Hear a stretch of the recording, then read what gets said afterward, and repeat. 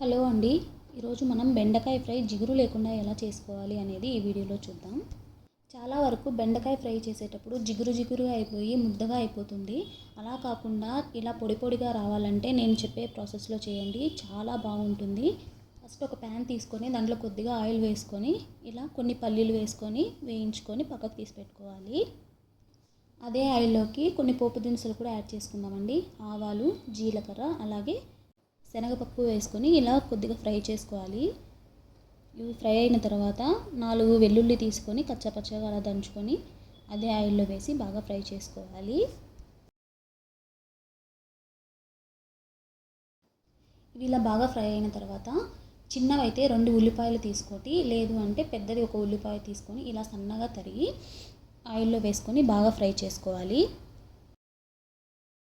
మరీ ఎక్కువ ఫ్రై అవ్వాల్సిన అవసరం లేదండి. లైట్ పింకిష్ కలర్లోకి వచ్చిన తర్వాత ఇందులో మనం కట్ చేసుకున్నటువంటి బెండకాయ ముక్కల్ని వేసుకొని ఫ్రై చేసుకోవాలి.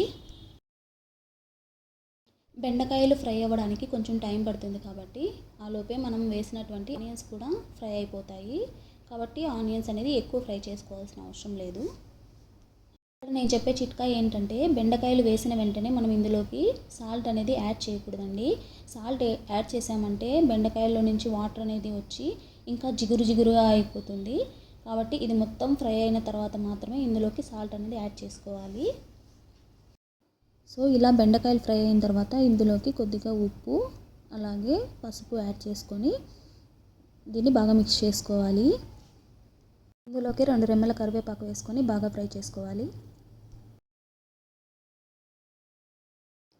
ఇలా బాగా ఫ్రై అయిన తర్వాత ఇందులోకి 2 టేబుల్ స్పూన్ల వరకు ధనియాల పొడి, అలాగే 1.5 టేబుల్ స్పూన్ వరకు కారపొడిని అనేది యాడ్ చేసుకున్నానండి. మీ టేస్ట్కి తగినట్లు మీరు కారం అనేది ఇక్కడ యాడ్ చేసుకోవచ్చు.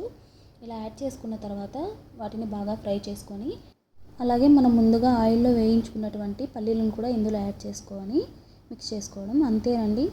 పొడి పొడిగా ఉండేటువంటి బెండకాయ ఫ్రై రెడీ అయిపోయింది. ఇది రసం రైస్లో కానీ లేదంటే చపాతీలో కానీ చాలా బాగుంటుంది. ఈ విధంగా మీరు ట్రై చేసి టేస్ట్ ఎలా వచ్చింది అనేది కమెంట్ సెక్షన్లో తప్పకుండా తెలియజేయండి. Thank you so much.